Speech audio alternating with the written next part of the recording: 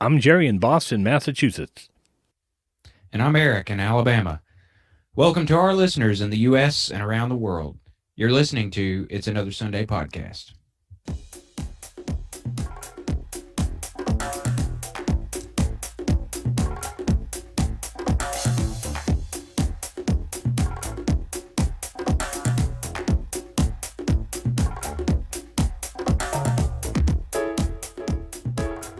Hey, Gerry, how are you doing? Hey there, my friend. I am better than I deserve. How you doing today? Oh, same here. Same here. How are things up in Boston? No complaints. No complaints. Nice. Keeping busy. It's another Sunday. Yes, it is. And Alabama, how are things there? About the same. Very good. Getting close to graduation. Yep. You gonna make it? Yep. I hope. I don't want to jinx it. All right. Well, we're not gonna mention it. We're not gonna mention it. Don't talk about it. Before we get jumping into this week's episode, I thought, as you know, I thought we'd let our listeners know that our good friend Tom, who appeared on our program back in January to talk about candlepin bowling, has been ill and had to have some surgery recently, and we just wanted, and he is a listener, he listened to our episodes, and we want to say, Tom, we are thinking about you. Get well quick and speedy recovery, because we need you to come back on the show. Our listeners, I think we say this every episode, we have some very good listeners, and they're just amazing. They send things all the time, whether it's a small comment or a text message to one of us or an email or something, for us to look at, or suggestions of folks to have on the show. I got this from a listener. This is an article that appeared on local television here in Boston, and maybe on other networks around the country. But the title of this is called "Massachusetts Tops the List of America's Snobbiest States." I knew it. I knew it. So, apparently a new list by a career site called Zippia.com has Massachusetts to be one of the top, or not one of, the top snobbiest state in America. So where does Alabama fall? We'll play a little game in just a second, but it's funny. New England, Vermont is number 2, and Connecticut came in at number 3. So New England did not fare well. New Hampshire, Rhode Island, and Maine all made the top 10. So New England made the top 10 of this list of the snobbiest states. It says the company here, based in San Mateo, California, compiled its list by weighing factors such as the percent of the population with a bachelor's degree, the percentage of those with a degree in arts, and it goes on to say things like... No, wait a minute. They did... How did they determine this? It said that it had it used factors such as the percentage of the population that had a bachelor's degree and the percent of those with a degree in arts. Well, that's incredibly biased. I mean, just because you have a degree, you're somehow a snob. Well, it goes on to say, if you ever find yourself saying, actually it's pronounced, or you've probably never heard of it, but they're saying, you may be a snob. So again, New England makes the top 10. New York was number 4. California was number 7. Where do you think that Alabama fell on the list? My guess would be that we were somewhere in the last 4 states on the bottom of the list. Alabama is actually listed 46 Oh, out of 50. So that very good guess. Can you tell me, take a guess at what the 50th snobbiest state was, the bottom of the list? This is like Jeopardy. Um, no, tell me. West Virginia. Okay. So interesting article. Thanks to our listener for that. And again, it came from one of our local news stations here in Boston, and it is compiled again by Zippia.com out of San Mateo, California. I don't know if I should be offended by that or not. You don't know how offended you should be. It says here in the article, it says, how do you tell someone went to Harvard? You don't, but trust me, they'll tell you.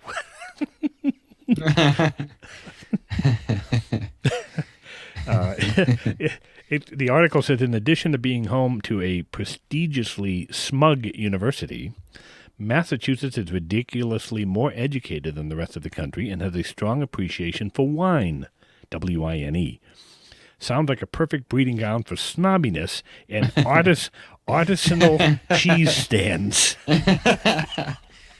It is very biased. Now, I remember one time, it was actually the summer after I went to go visit you in school. We were looking at schools around the country, and they had rated, oh man, I can't even remember what the graph was based on. Dadgummit. It's been so long, but I think it was like the wealthiest communities in the United States, or maybe it was the wealthiest schools. I'm gonna have to remember. I can't remember. I think it was the wealthiest schools because we were learning about schools. But what was it? The town of, I think it was Lexington, Massachusetts, was the top of the list, and we had just been there when I went to visit you, and we went up to Lexington and Concord and saw the old North Bridge, and it could have changed since then, but I think that was the wealthiest school. And again, I may have gotten that graph wrong. It's been like 2 years since I've seen it, so don't hold me as saying this is true, but I can't remember. But it was like, I think it was either Lexington or Concord. I want to say Lexington. Here's a perfect example of why we are the snobbiest, because it's what we say here. We don't say Concord like they do in North Carolina. We say Concord. Yeah, right. So almost as if it's spelled Concid, Concord, Massachusetts. Or like, so, I conquered this country. Right, exactly. Lexington and Concord.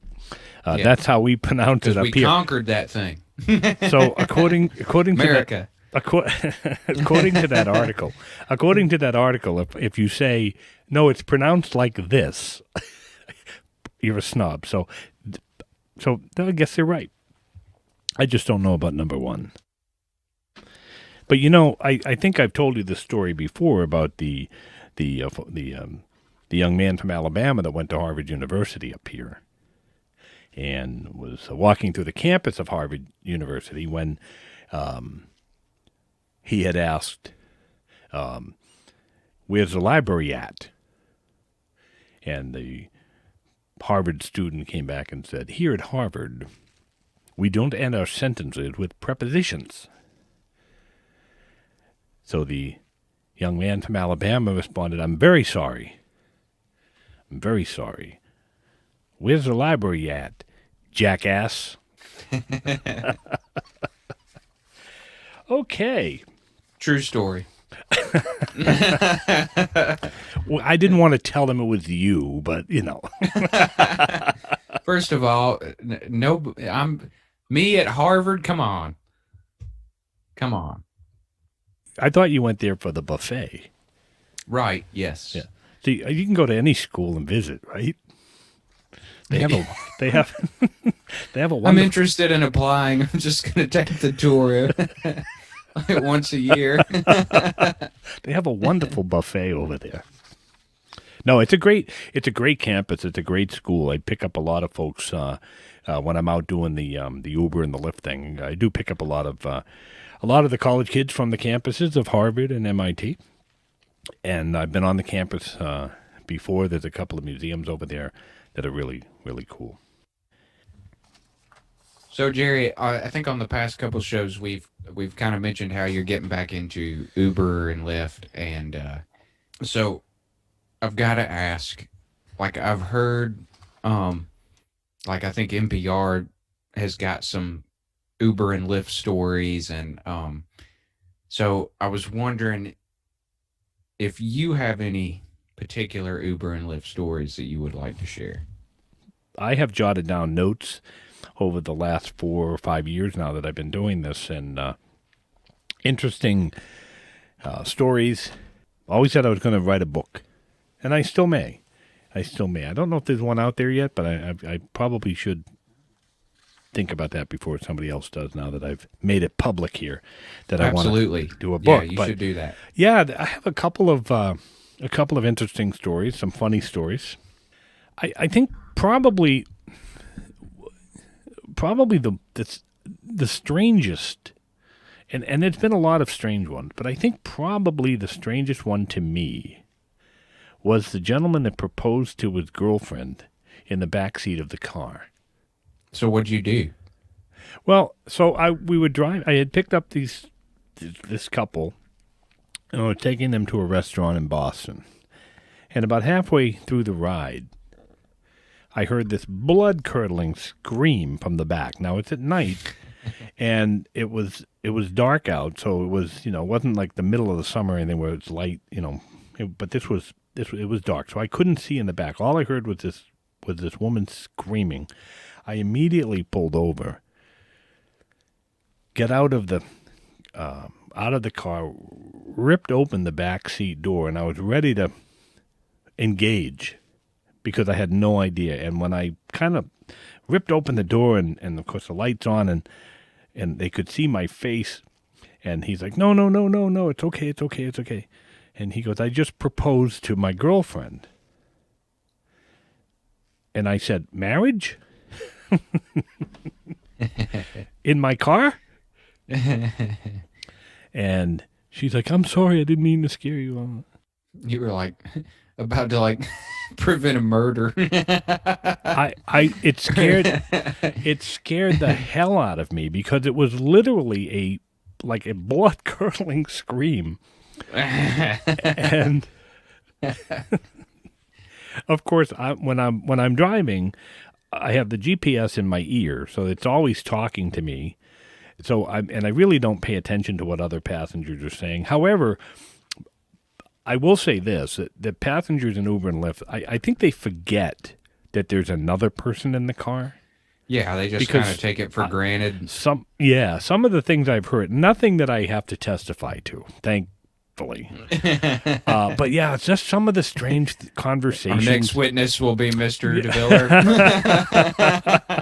Right, right. I don't record things. I don't have a camera in the car. I'm not recording the ride.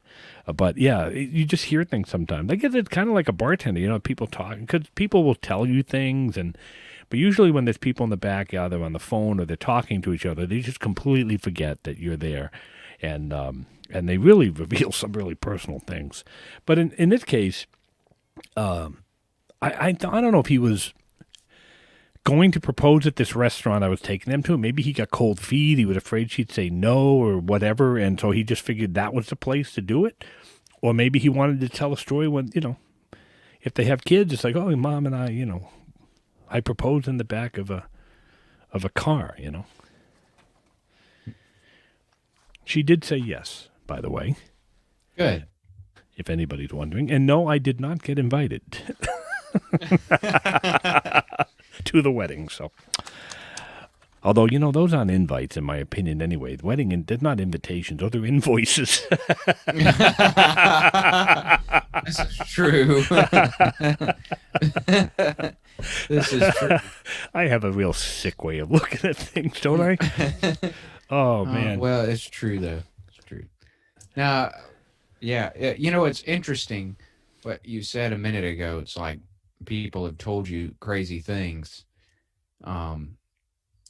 In the, when you're driving them, Uber, Lyft, and all that stuff. But it's funny sometimes how you can open up to a stranger who you think you're never going to see again. And not all the time, but sometimes, just depending on where you're at or where you're going, what you're going through, whatever, you can open up to a stranger. Sometimes it might be easier to open up to a stranger than somebody that you've known all your life, because you don't have to live with them. You're not going to see them again. It's like, here's just this person I can talk to, and the likelihood of me ever meeting them again or developing a relationship with them is going to be, highly unlikely. But I've never really thought about that much until now that you mention it, but that's interesting. Well, it makes sense because I've had people in my car ask me for advice. In fact, just today, somebody was asking about car dealerships, for example. The passenger was looking for, do I know any car dealerships, and what should I look for? And it was a young lady who was buying her very first car, and she liked the car that I'm driving around in. She was asking about that, and about dealerships and what does she, because car dealers unfortunately have a bad reputation. Yeah. We have some great car dealerships in Massachusetts, and so I've given her a couple of names and say, check this out, check this guy out, or check these people out. And so you get that. Dating advice. And I'm the last person that you want to ask about dating advice. Okay? But they do ask. Same here. So any of our listeners, do not contact It's Another Sunday podcast about dating advice. Please no. Me and Jerry have absolutely no idea what we're talking about. Unless you want bad advice, you can ask me. I can't speak for you, but yeah. No, but I've actually had folks that have gotten in the car, and they usually say, can I get your opinion? And my response is always, are you sure you want it? Because I am and can be extremely opinionated and very open and honest about everything. So those are kind of some serious stories, but do you have any funny ones you want to share? There's a couple. I'm trying to think here. There was a couple that I had picked up who had quite a bit to drink, we'll say, and they were having a discussion, pretty heated discussion, in the backseat of the car, and I was taking them about 10 miles from one bar to another, actually. And they don't realize there's somebody sitting in the front seat, and I don't usually get involved at all unless there's a reason to. Somebody's in danger, or they're just belligerent, or they're bothering me, or giving me crap. But in this case, this particular ride was. This couple picked them up at a bar. They obviously had a few to drink. They were arguing about something to do with the relationship or whatever. And as I was driving them to this particular bar, the second bar in the city, I was going down a street, probably doing about 30 miles an hour. And I didn't realize that they had just put in these, what they call them, traffic calming devices, otherwise known as speed bumps. And I didn't see it at night, and it wasn't one of these little bumps. This was like the whole crosswalk was raised. You got some air on that joker. All four tires. The car went airborne. So they're in the middle of this argument. Did their heads hit the roof? And I hit this speed bump, and they hit the roof of my car. And they didn't have a seatbelt on because I heard it. Boom. And then I heard nothing. So I flip on the light as I'm driving, and I apologize. I said, oh, man, I didn't see the speed bump. I'm so sorry. They were just looking straight ahead. The argument ended. They're like, oh, no problem. No problem. You saved their marriage, Jerry. I guess. I don't know about that. But it was just like it took that jolt to Like, to hey, snap out of to it. so there was that. They there was, probably thought you were so mad at them. That's pretty good. no, I think I just shocked. I think I shocked them. They didn't know what hit them, and they weren't injured or anything like that. I made sure of that. They were glad to be alive. And yeah, I apologized and everything, and actually they tipped me. So it was yeah. So that's one of the funny ones that I can think of. Just that scene in my head. That's funny. Well, again, at the time I was doing it, I was obviously, I had to make sure they were okay, and then inside it was like, wow, and then it became funny after I had dropped them off. Yeah. I've had unusual requests. Once had a guy get in the backseat of the car and go, "Dude, do you mind if I smoke a joint?" Yes, please don't. At the time, it wasn't legal, and even if it was, no, you can't.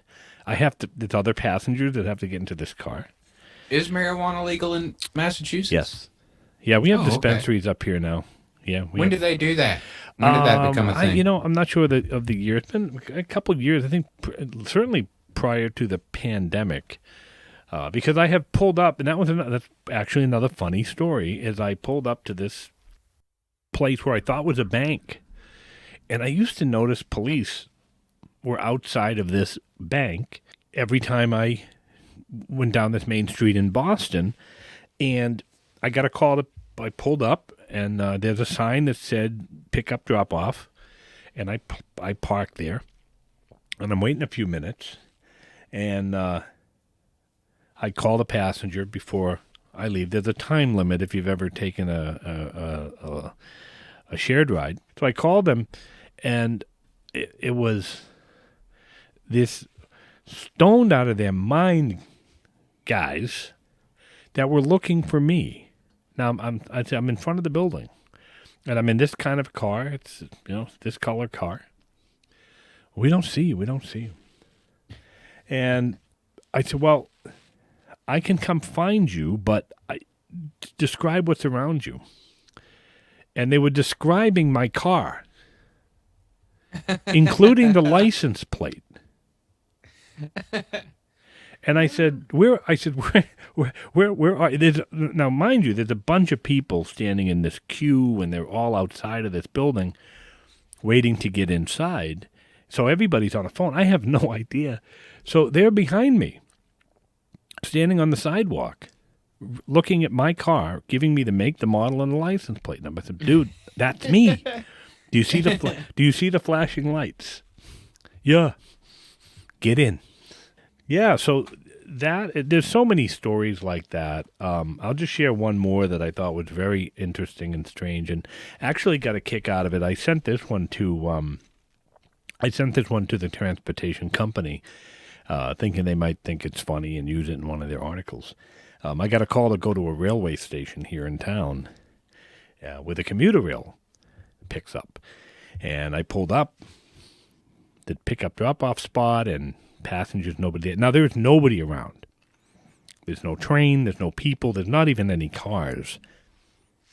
So I wait for the clock to count down, because sometimes people are, maybe they're in a store or something getting something to eat. Clock gets down to almost zero. I call the passenger, they answer right away, and they go, "We're at the train station, we don't see you." And so I said, okay, well, are you on the other side? And they said, I'm not sure. We've never been here before. I said, okay. So I said, describe your surroundings. And he said, there's a highway to the right or to the left of us. I'm going, there's no highway at this train station. We're not at a highway. We're in a small town. I said, did you come in on the train from Boston? And he says, Boston? He goes, I'm in Perth, Australia. I says, as in the continent of Australia? And he's like, yes. Where are you? And I says, I'm in the United States. So what we figured out was the name of the train station that he was in Australia, was the same name of the train station here in my town. Wow. And so apparently when he went on the app, it's still registered that he was in the United States or something. I don't know how it worked, but it popped up, and when he said, send the ride, it came to me, which is the strangest thing. That's why I sent it to them, saying, I don't know how this happens. It's a fluke or what. But he was in Australia, and I said, I can come and get you. It might take me a couple weeks to get there. And I don't know if you want to pay the bill to wherever you're going. So, that was another one of the stranger stories. But we had a great conversation because who talks to Australia for free on the phone, right? This was all through the transportation company. So, we talked about the weather and it was the next day or something. And it was, we had like a 5 or 6 minute conversation and a really good laugh, about that. So I do have some more stories for a future episode we can get into at that time. And if you listeners have any ideas on what you would like to hear us talk about, or if you want to come on the show and talk about something maybe you're interested in or something interesting that you're doing, or if you know somebody who would be a great guest on the show, please drop us a line at itsanothersundaypodcast@gmail.com. Well, and that'll conclude this week's episode. Eric, any final words from you? Just remember to roll with the changes.